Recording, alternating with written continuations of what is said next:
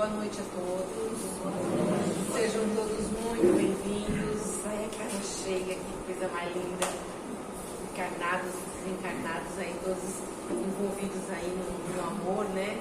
Sejam todos muito bem-vindos. Espero que todos estejam bem.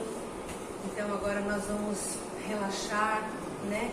Vamos nos entregar toda essa energia que a casa já foi preparada pelos nossos irmãos do plano espiritual.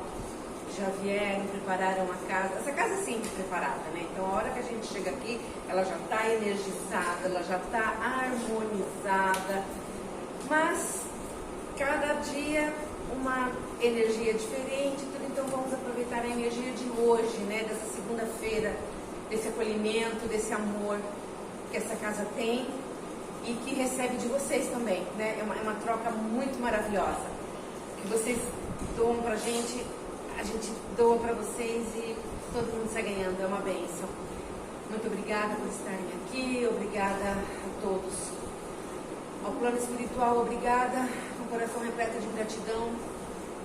Eu agradeço e sei que todos aqui também agradecem, porque conseguimos chegar até aqui bem e vamos voltar para nossas casas bem também, melhor do que chegamos. Então vamos nos concentrar e entregar o nosso coração a Deus, nossos pensamentos, e vamos todos numa só voz, numa só emoção, fazer a oração que Jesus nos ensinou. Pai nosso que estais no céu, santificado seja o vosso nome. Venha a nós o vosso reino. Seja feita a vossa vontade, assim na terra como nos céus. O pão nosso de cada dia nos dai hoje. Perdoai as nossas ofensas, assim como nós perdoamos a quem nos tem ofendido. E não nos deixeis cair em tentações, mas livrai-nos de todos os males. Que assim seja, graças a Deus. Boa noite. Obrigada.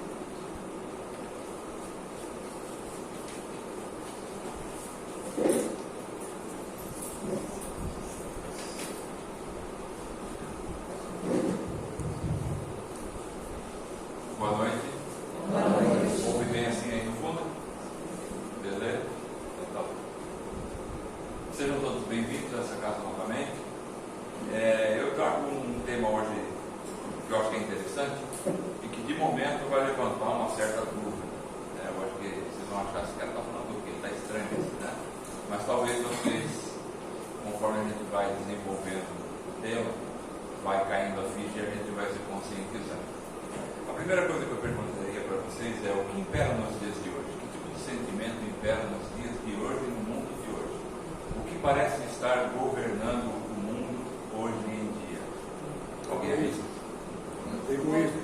A raiva, a ganância, o desvirtuamento de uma forma geral, né? É o que parece estar governando o mundo. E se assim é, se assim fosse, se assim é, o que é que nos trouxe até aqui então? O que é que nos trouxe até esse momento? Por que nós não nos exterminamos até hoje, desde que o ser humano pisa sobre a face da Terra? Eu li uma matéria interessante, que foi feita uma pergunta a uma antropóloga. Antropólogos são aqueles que estudam a sociedade humana como um todo, né?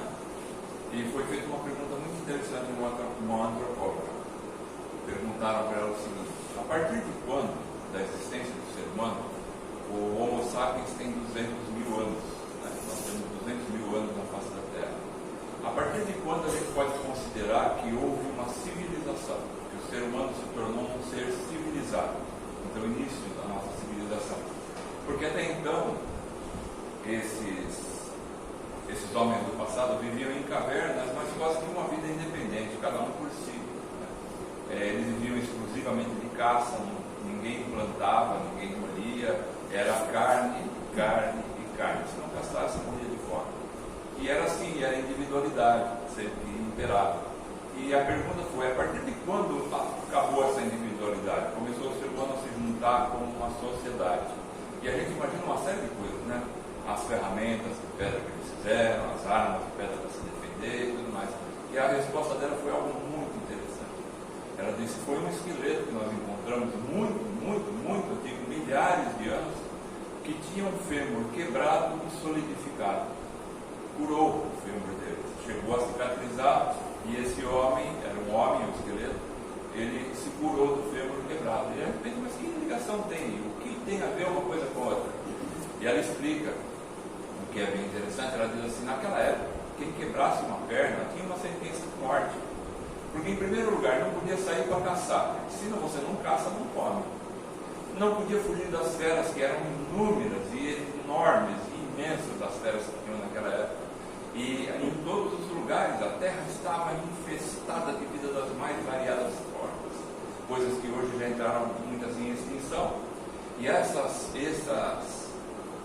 feras que tinham, atacavam, eles precisavam se esconder, precisavam correr, subir em árvores, se enfiar dentro de toca. Como alguém faria isso com uma perna quebrada? De jeito nenhum. Então quebrou a perna, morreu. E assim era. Mas como que esse homem teve um fêmur solidificado? Aí ela explica, porque alguém o pegou no colo, carregou para um abrigo e começou a cuidar dele. E não foi um dia ou dois, porque para solidificar um osso da perna é necessário meses. Então, por meses, alguém ficou levando comida a esse homem, ficou levando água a esse homem, ficou limpando esse homem, cuidando dele, impedindo que ele se mexesse, protegendo ele talvez das feras que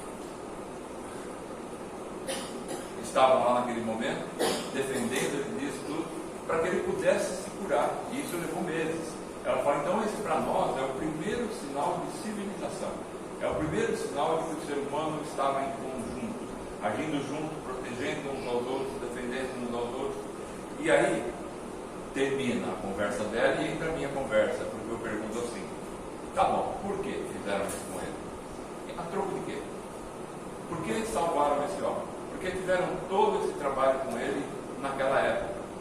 Pergunto para você, por que você acorda de manhãzinha cedinho, vai trabalhar, às vezes um trabalho terrível, difícil, complicado, e leva o pão para a sua família? Por quê? Existe um motivo, que é a raiz de tudo que nos leva ao momento presente. Quando eu li um livro muito interessante que chama Sapiens, Uma Breve História da Humanidade, foi um best-seller, foi muito famoso esse livro no momento. Ele é uma condensação de toda essa história do Homo sapiens até os dias de hoje. Nessa condensação, você analisando aquilo, você pensa assim, puxa, nós estivemos à beira de uma extinção por pouco, muitas vezes. Períodos glaciais, eras de vulcões, imensas dificuldades que o ser humano atravessou em 200 mil anos. Imensas dificuldades. Pergunto para você, por que ainda estamos aqui? O que não nos impediu, aliás, o que nos impediu de desistir, de jogar a toalha, de dizer, chega, não quero mais nada, não me interessa mais nada? O que foi? E a resposta é uma só, o amor. Se a gente analisar bem a vida, vai ver que o amor está na raiz de todo o comportamento humano, apesar de não parecer. E essa é a conversa que fica estranha nos dias de hoje. Amor, com essas guerras todas, com essas atrocidades que estão acontecendo com a humanidade, como você pode dizer que o amor é o que impera? E eu queria lembrar vocês de uma coisa. Por que os pais querem ver os seus filhos crescendo? Por que os avós querem brincar com seus netos? Por que a gente quer ver a nossa espécie perpetuando, a família crescendo, progredindo, nossos filhos se tornando pessoas de bem? Por quê? A troco de quê? Eu vi uma pesquisa também que dizia que para a gente educar um filho do 0 aos 18 anos, ele vai custar em média de 400 mil a 2 milhões de reais. Não é um bom investimento para nós, não é? Porque ele não vai voltar para a gente falando, pai, está aqui o dinheiro para você. Não, às vezes vem pedir emprestado. Então. Enfim, não é por dinheiro, é isso que eu quero dizer, brincando, não é por dinheiro que a gente educa os filhos, é por amor que a gente educa os filhos. É por amor que a gente quer ver os nossos filhos crescendo, que a gente faz tudo que pode e que não pode por eles. É por amor que os avós fazem isso pelos seus netos. É por amor que a gente faz isso pelos nossos irmãos, tanto os irmãos consanguíneos quanto os irmãos amigos que nós temos. Quando nós temos amigos de fato, de verdade, e eu sei que a gente tem, não são muitos, os amigos verdadeiros, mas nós temos. Esses amigos sempre torcem pelo nosso bem-estar, sempre torcem pelo nosso conforto, pelo nosso sucesso. Por que fazem isso? E a explicação é só essa, é o amor. O amor está por baixo de tudo que move a humanidade. O amor faz tudo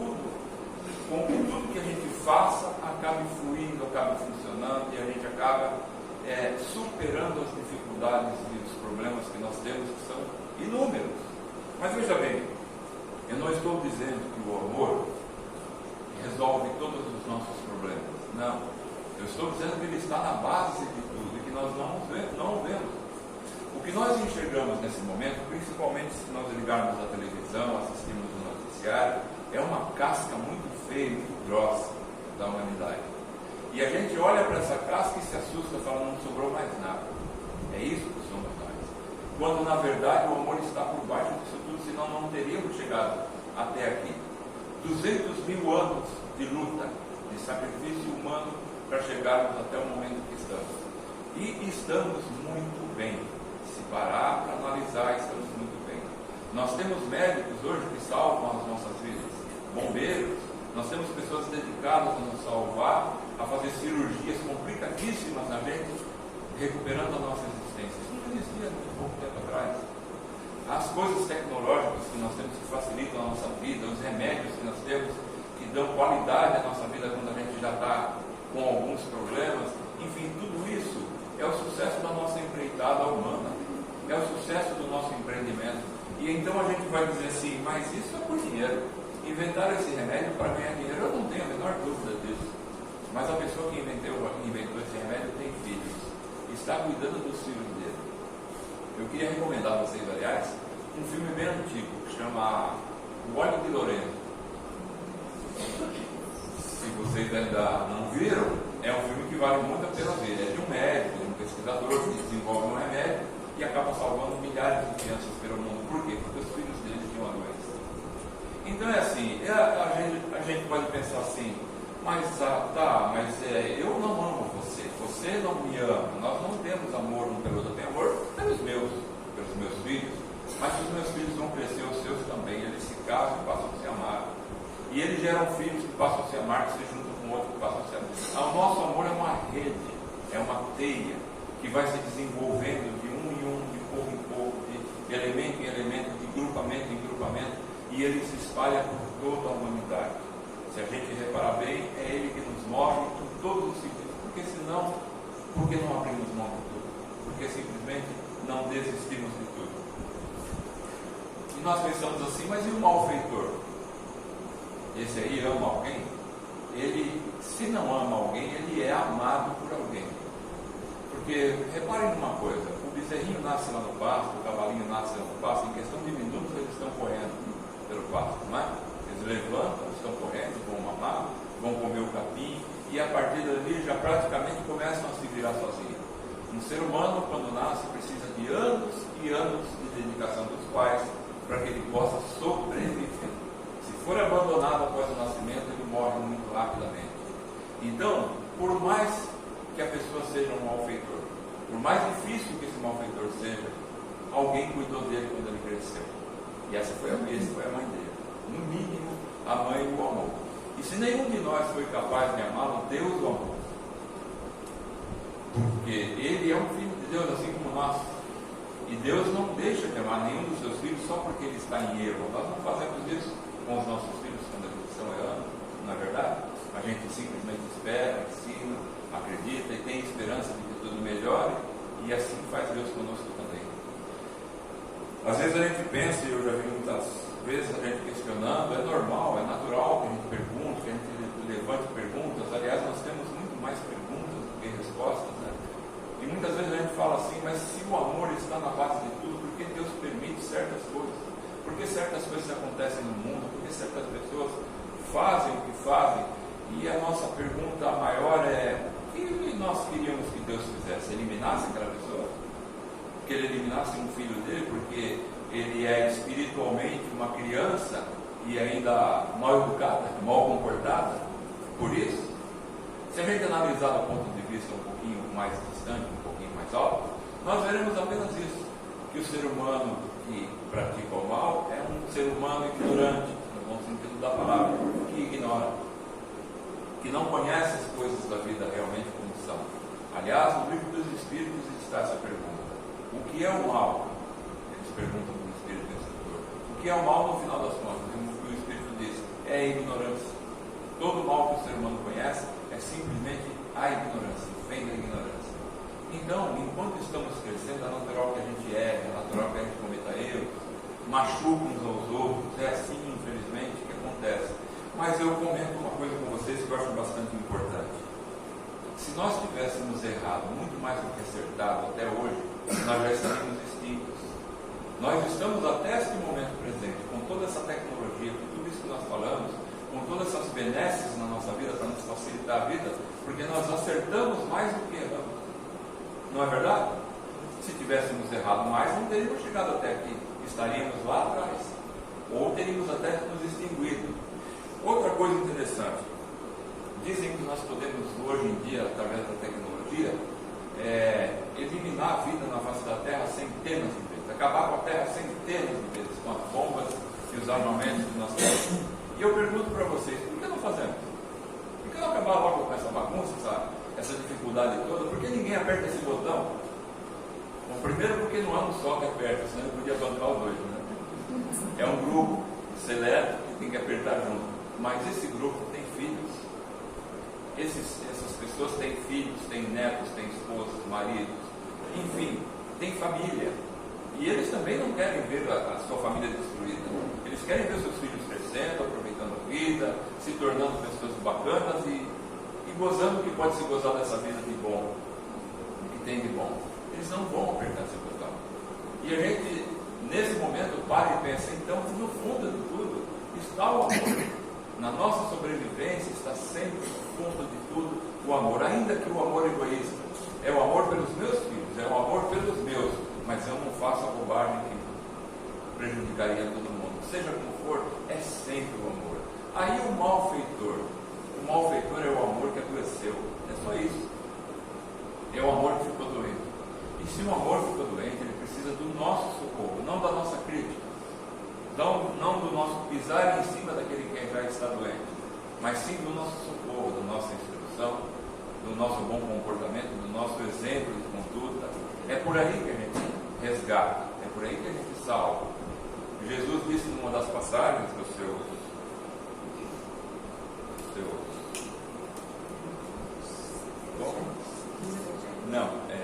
parábolas, nossas parábolas. Ele disse numa das passagens das parábolas que o pastor que tem uma centena de ovelhas e uma se perde, ele deixa todas as ovelhas ali e vai atrás dessa uma que se perdeu. É assim que nós teríamos que agir, e é assim que Deus age. Portanto, quando a gente vê o mal acontecendo no mundo, o que a gente tem que fazer é preces por ele, ou impedir o que ele aconteça. Se a gente pode impedir, impeçamos. Se não podemos impedir, preces para que esse mal se acabe um dia, para que ele se extinga um dia, e o mal acaba extinguindo a si mesmo. É uma questão de tempo. Isso a gente tem assistido inclusive. Então, repare bem, o que nós temos no fundamento da humanidade, no fundamento da nossa vida, é o amor em funcionamento, é o amor em ação, em todas as coisas, em todas as situações. É só por isso que nós chegamos até aqui. Mas, acima de tudo, quando eu vejo as dificuldades que nós atravessamos e todas as mazelas que nós temos, a gente às vezes se pergunta, será que isso vai acabar bem? Mas eu me lembro sempre disso, que quando eu vejo um pai abraçando um filho, quando eu vejo um avô brincando com um neto, quando eu vejo um amigo ajudando outro amigo, quando eu vejo pessoas que se dispõem a deixar suas casas para vir para uma casa como essa, uma igreja, um templo, quer que seja, para praticar caridade a troco de nada, eu acredito muito. Aí eu percebo que esse amor está na base de tudo mesmo e nos move em todos os sentidos. É nesse momento que a gente percebe que ele funciona. Então, se analisarmos bem o mundo e a vida dos seres humanos, nós vamos ver que no final de tudo impera o amor. E é ele que nos vai levar adiante, além disso que nós já chegamos aqui, vai continuar nos levando adiante, apesar das dificuldades, mesmo com todas as dificuldades. No fundo, se a gente para pensar, assim como disse Jesus, tudo é o amor, só o amor. E o mundo está repleto dele. Nós aqui não temos olhos de ver muitas vezes. Muito boa noite a todos. Tenhamos todos uma excelente noite. Que Deus nos abençoe a todos aqui presentes. Muito boa noite. Sim, desculpa, esqueci. Então, não temos esquecido os recados. Sim.